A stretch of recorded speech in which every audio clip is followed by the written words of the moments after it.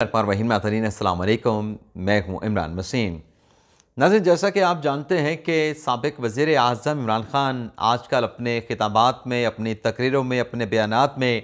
साबिक़ army chief general क़मर जावेद बाजवा को न सिर्फ तनकीद का निशाना बनाते हैं, बल्कि तनकीद के लिए जो अल्फाज का चुनाव होता है वो भी ख़ान साहब बड़े सख्त किस्म के अल्फाज इस्तेमाल करते हैं। और यहाँ तक भी कह जाते हैं कि जनरल क़मर जावेद बाजवा ने मुल्क के साथ गद्दारी की है, मुल्क के साथ दुश्मनी की है। तो एक तरफ इमरान ख़ान का साबिक़ आर्मी चीफ़ जनरल क़मर जावेद बाजवा को क्रिटिसाइज़ करना और दूसरी जानिब साबिक़ आर्मी चीफ़ जनरल क़मर जावेद बाजवा को इमरान ख़ान को पैगाम पहुँचाना, और एक नहीं 3 पैगाम पहुँचाना, ये क्या मामला है, इसकी तफसीलात अभी कुछ देर में आपके साथ हम शेयर करेंगे। इसके अलावा नाज़रीन, ऑडियो लीक से मुतल्लिक एक बड़ी अहम ख़बर है। कल चीफ़ जस्टिस की जानिब से जो ऑडियो लीक्स आई थी आला अदलिया के जज साहबान से मुतल्लिक, उनको रिजेक्ट कर दिया गया था, मुस्तरद कर दिया गया था। लेकिन अब ये ऑडियो लीक से मुतल्लिक नई खबर क्या है, इस पर भी आप नाज़रीन के साथ जो तफसीलात हैं वो शेयर करेंगे और कुछ दीगर ख़बरें भी अपने वीलॉग में शामिल करेंगे। सबसे पहले हम बात करेंगे साबिक़ वज़ीर आज़म इमरान ख़ान के फोकल पर्सन हसन नियाज़ी की, जिन्हें इस्लामाबाद पुलिस की जानिब से गिरफ़्तार किया गया और गिरफ़्तार करने के बाद उनका 2 रोज़ा जिस्मानी रिमांड हासिल किया गया। और आज हसन नियाज़ी को 2 रोज़ा जिस्मानी रिमांड मुकम्मल होने पर मुतल्लिका मजिस्ट्रेट के सामने पेश किया गया और प्रोसिक्यूशन की जानिब से उनके मज़ीद 5 रोज़ा जिस्मानी रिमांड की इस्तदा की गई और उसका जवाब ये पेश किया गया कि पुलिस ने हसन नियाज़ी से पिस्टल और गाड़ी बरामद करनी है। तो अदालत ने उनके दलाइल सुने प्रोसिक्यूशन के, और प्रोसिक्यूशन के दलाइल के बाद जो हसन नियाज़ी के वकील थे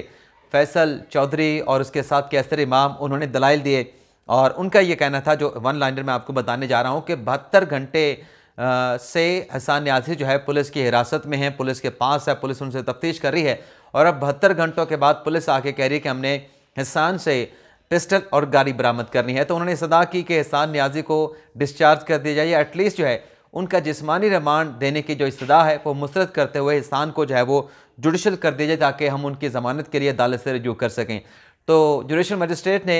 दोनों जानिब के वकला के फ़रीक़ैन के दलाइल सुनने के बाद पहले फ़ैसला महफूज किया और फिर कुछ देर के बाद ये फ़ैसला अनाउंस किया गया, जिसमें हसन नियाज़ी के जिस्मानी रिमांड की इस्तदा को रद्द कर दिया गया और उन्हें जुडिशल रिमांड के ऊपर अडयाला जेल जो है भिजवा दिया गया। तो ये एक कह सकते हैं कि पाकिस्तान तहरीक इंसाफ के लिए, चेयरमैन पीटीआई इमरान खान साहब के लिए एक अच्छी खबर है कि ये जुडिशल होने के बाद अब उनकी ज़मानत के लिए जो है वो उनके वकला जो है वो मुतल्लिका अदालत से रजू कर सकते हैं और अदालत से ज़मानत मिलना इस केस में ग़ालिबन कोई इतना कोई मुश्किल टास्क नहीं होगा। अगली खबर नाज़रीन, ऑडियो लीक से मुतल्लिक एक बड़ी खबर, लेकिन इस खबर की डिटेल में जाने से पहले कल चीफ जस्टिस उमर बंदयाल जो मुकदमे की समाअत कर रहे थे, उस मुकदमे की समाअत के दौरान चीफ जस्टिस ने ये रिमार्क्स दिए कि ये जो ऑडियो लीक्स आई हैं जज साहबान से मुतल्लिक डायरेक्टली इनडायरेक्टली, इनकी क्रेडिबिलिटी क्या है, इनकी कानूनी हैसियत के ऊपर जो चीफ जस्टिस ने सवालात उठाया। और फिर चीफ जस्टिस ने कहा कि जो ऑडियो वीडियो लीक्स आ रही हैं, दरअसल इसका मकसद ये है कि अदलिया को बदनाम करना। और फिर चीफ साहब ने बड़े वाज़ेह अल्फाज के साथ ये भी कहा था कि ये जो ऑडियो लीक्स हैं इसके पीछे कौन है ये भी हम जानते हैं। यानी चीफ साहब ने बता दिया था कि इन ऑडियो वीडियो लीक्स का मकसद अदलिया को बदनाम करना है। इन ऑडियो वीडियो लीक्स के बाद नाज़रीन, अब राना सनाउल्लाह वज़ीर दाखिला, वैसे यहाँ आपको ये भी बता दें कि जब चीफ साहब ने कहा कि मुझे मालूम है कि इस ऑडियो वीडियो लीक करने के प्लॉट के पीछे कौन है, तो हमारे जहन में जो नाम आए थे, चीफ साहब ने नाम नहीं लिए, ऐसे गलत बात हम क्यों करें।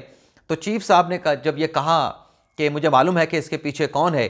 तो हमारे जहन में राना सनाउल्लाह और मरियम नवाज़ के नाम आए थे। ग़ालिबन चीफ साहब ने नाम नहीं लिया, लेकिन ग़ालिबन हो सकता है कि ये जो उनके जहन में हो वो ये नाम हो सकते हैं। लेकिन बहरहाल चीफ साहब का ये स्टेटमेंट आया, उसके बाद नाज़िम वज़ीर दाखिला राना सनाउल्लाह का एक स्टेटमेंट सामने आया है, जिसमें उन्होंने ये कहा है कि जो ऑडियो लीक की कहानी है ये बिल्कुल सच्ची है, और अगर ऑडियो लीक की ये कहानी झूठी साबित होती है तो हमें, यानी मैं सज़ा के लिए तैयार हूँ, हम सज़ा के लिए तैयार हैं। यानी चीफ साहब इन ऑडियो लीक्स को रद्द कर रहे हैं, लेकिन वज़ीर दाखिला राना सनाउल्लाह ये गारंटी दे रहे हैं और इस बात पे वो डट के ये दावा कर रहे हैं कि ये ऑडियो लीक्स जो आई हैं, जिसमें मुबैना तौर पे चंद जज साहबान के ऊपर कुछ इल्ज़ामात लगाए गए हैं, हकीकत क्या है, उन इल्ज़ामात की सदाकत क्या है, वो तो सुप्रीम जुडिशल काउंसिल में अगर इंक्वायरी होती है तभी पता चलेगा। लेकिन राना सनाउल्लाह कह रहे हैं कि ये कहानी बिल्कुल सच है, अगर ये झूठ होती है तो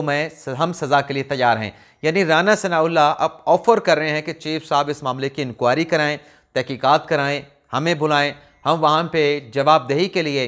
अपना मौक़िफ़ देने के लिए तैयार हैं। तो ये भी एक बड़ी अहम डेवलपमेंट हुई है। लेकिन यहाँ पे आपको ये बता दें कि राना सनाउल्लाह साहब का मौक़िफ़ अपनी जगह पे, चीफ साहब ने जो ऑडियो वीडियो लीक्स के हवाले से जो कुछ कहा वो अपनी जगह पे, लेकिन इन ऑडियो वीडियो लीक से जो आखिरी वीडियो बयान मोहम्मद खान भट्टी, साबिक़ वज़ीर आला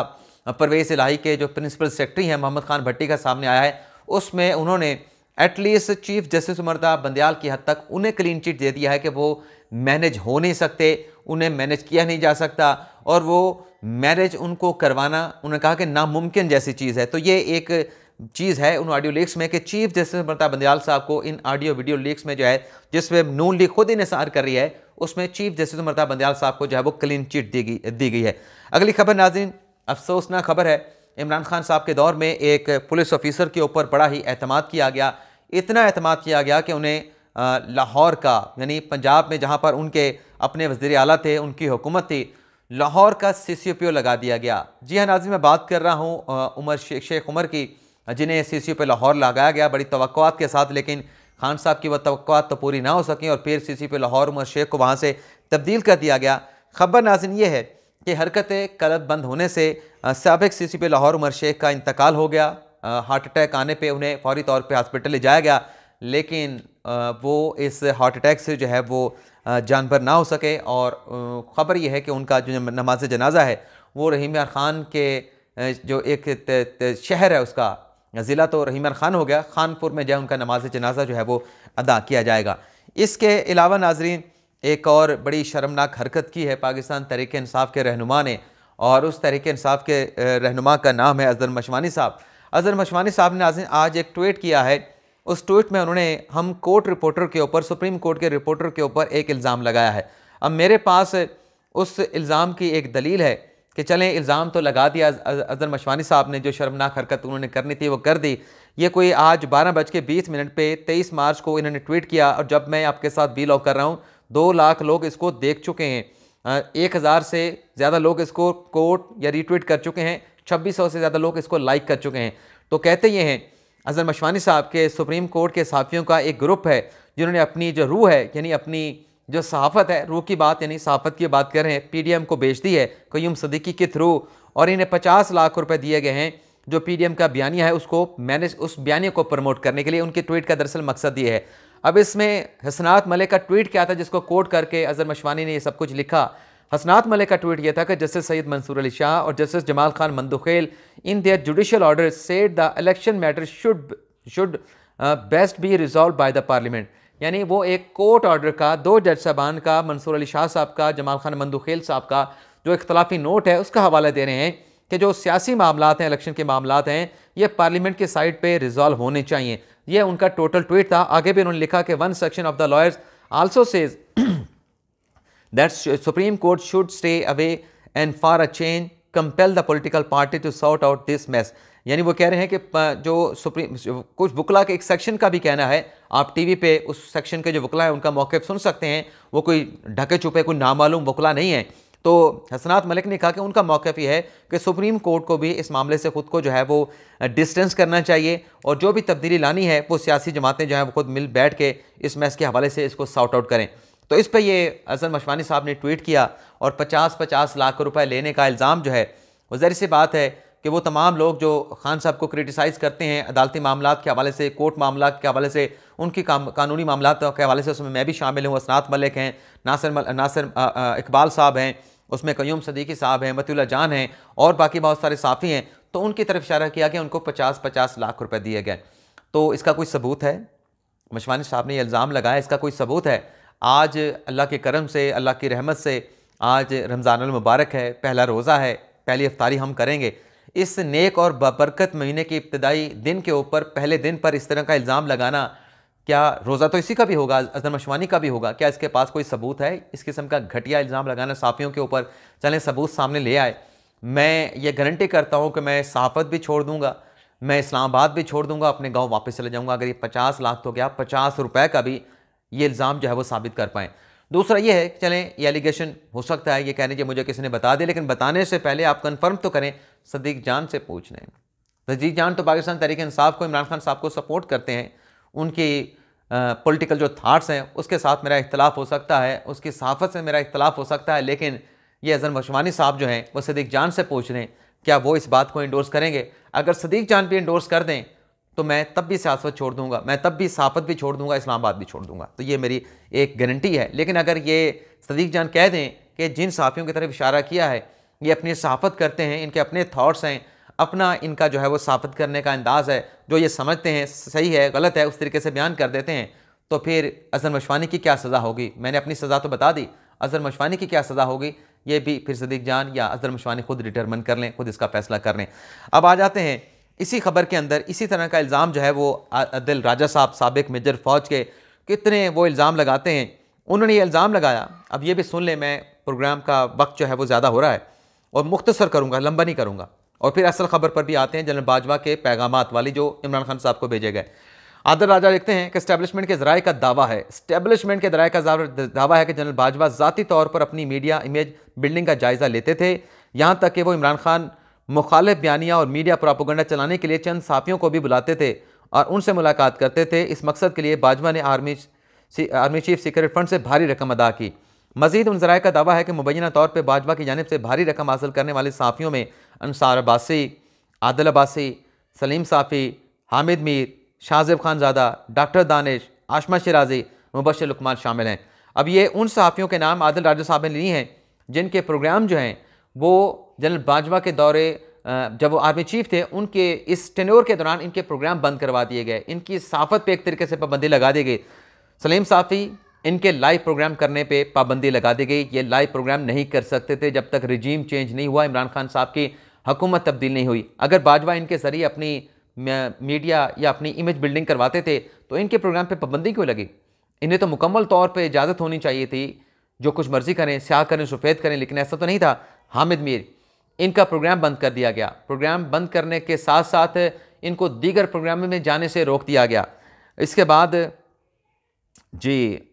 डॉक्टर दानिश, इनका प्रोग्राम भी छीन लिया गया। इनके साथ क्या हुआ, आसमा शराजी के ख़िलाफ़ कंपेन कौन चलाते रहे और मुबशर लुकमान का प्रोग्राम छीन लिया गया। अब इसमें उन साफ़ियों के नाम नहीं लिए जो जनरल बाजवा की इमेज बिल्डिंग करते रहे। इरशाद भट्टी साहब हैं, वो बिल्डिंग करते रहे, बाजवा डॉक्ट्राइन की बात करते रहे, और इरशाद भट्टी साहब जैसे और भी बहुत सारे साफ़ी थे। पिछले दिनों एक और साफ़ी का वीडियो क्लिप जो है वो चल रहा था जिसमें वो कह रहे थे कि पाक फ़ौज पे बात करने वाले गद्दार हैं, तो उनका नाम तो नहीं लिया जो बाजवा साहब की, जनरल फैज़ हमीद की या बाजवा डॉक्ट्राइन की इमेज बिल्डिंग करते थे। लेकिन जिनको रगड़ा लगा बाजवा साहब के दौर में जब वो आर्मी चीफ थे, उनका नाम लेने के ये साफ़ी बाजवा साहब की इमेज बिल्डिंग किया करते थे। यानी कॉल और फेल में बात के अंदर पूरी कंट्राडिक्शन, तजादात ही तजादात, तसादम ही तसादम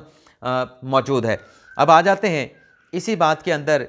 हामिद मीर साहब ने जवाब दिया है जनरल बाजवा साहब का जो इंटरव्यू किया अपना शाहिद मितला में। शाहिद मितला ने उस इंटरव्यू में, वैसे इंटरव्यू नहीं था, वो गुफ्तगू थी, एक बैठक थी जिसे इंटरव्यू का नाम दिया गया, उसमें जनरल बाजवा ने वाज़ेह तौर पे कहा कि शेख रशीद और हामिद मीर झूठ बोलते हैं। तो जिसको झूठ बोलने का कहा गया वो क्या उसकी इमेज बिल्डिंग कर रहे थे। तो अब आ जाते हैं, आज हामिद मीर साहब ने एक कॉलम लिखा है, उस कॉलम में उन्हें जनरल बाजवा के इस इल्ज़ाम का जवाब भी दिया है, और जो 3 पैगाम जनरल बाजवा ने भिजवाने की कोशिश की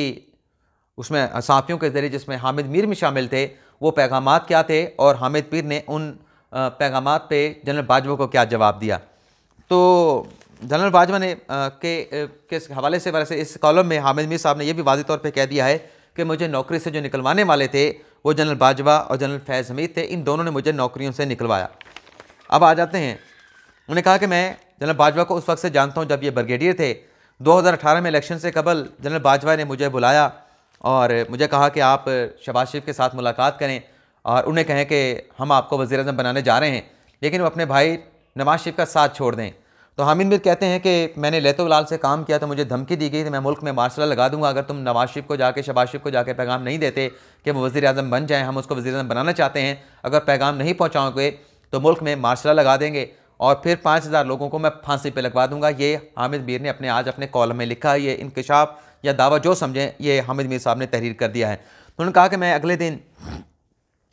लाहौर चला गया, मैंने जाके पैगाम दिया, शहबाज शरीफ को बताया कि जनरल बाजवा का ये पैगाम है, और साथ में मैंने शहबाज शरीफ से कहा, हामिद मीर ये कहते हैं कि जो कुछ हो जाए आपने अपने भाई का साथ नहीं छोड़ना। इसके बाद हामिद मीर लिखते हैं कि शहबाज शरीफ ने मुझे गले लगा लिया, उनके आंसू निकल आए और शहबाज शरीफ ने कहा कि मैं ये सुनने के लिए तरस रहा था। दूसरा पैगाम, हामिद मीर कहते हैं कि आर्मी चीफ मुझे एक रात बुलाया गया, उस मुलाकात में सलीम साफ़ी, इरशाद भट्टी भी मौजूद थे और पैगाम ये दिया गया कि जो इमरान खान नवाज शरीफ को क्रिटिसाइज़ करते हैं और क्रिटिसाइज़ करते हुए जनरल जिलानी का जो नाम लेते हैं, इमरान खान को पैगाम दिया जाए कि वो नवाज शरीफ को जो मर्ज़ी कहें लेकिन जनरल जिलानी का नाम ना लें। तो हामिद मीर कहते हैं कि मैंने इनकार कर दिया कि मैं ऐसा कोई पैगाम नहीं पहुँचाऊँगा, ये आपका काम है, आप जाने, इमरान खान जाने। तो हामिद मीर कहते हैं कि ये बात जब मैंने की, ये हुक्म मैंने नहीं माना कि इमरान खान को पैगाम नहीं दूंगा, तो जनरल बाजवा मेरे साथ नाराज़ हो गए। तीसरा पैगाम उन्होंने कहा कि जब वज़ीर आज़म इमरान खान बन गए उसके बाद उन्होंने बुलाया जनरल बाजवा ने हमें और ये कहा कि आप इमरान खान को जाके पैगाम दें कि असद उमर को वजारत ख़जाना के कलमदान से हटा दें और बुज़दार को जो है वो वजारत आला से हटा दें। तो हामिद मीर लिखते हैं कि मैंने तो सिरे से इनकार कर दिया ये पैगाम इमरान खान को पहुँचाने से, लेकिन ये पैगाम वहाँ पर बैठा एक और सहाफ़ी जो है वो इमरान खान तक लेके गया और फिर इमरान खान ने उन्होंने नहीं लिखा, लेकिन मैं आपको बता रहा हूँ कि अगर ये बात सच्ची है तो फिर असद उमर को तो इमरान खान साहब ने हटा दिया था, लेकिन बुज़दार साहब को इमरान खान ने उस वक्त तक नहीं हटाया था जब उनके खिलाफ अदम एतमाद की तहरीक आ चुकी थी और कौमी असम्बली में भी और बुज़दार के खिलाफ पंजाब असम्बली में अदम एतमाद की तहरीक आ चुकी थी और हालात जो है वो खान साहब के लिए मुश्किल हो रहे थे, तो खान साहब ने उस्मान बुज़दार से फिर इस्तीफ़ा ले लिया था। ये है नाज़रीन आज का हमारा व्लॉग। इजाज़त चाहते हैं, अल्लाह ताला हम सब का हामी नासिर और अपनी दुआ में याद रखिएगा। अल्लाह हाफ़िज़।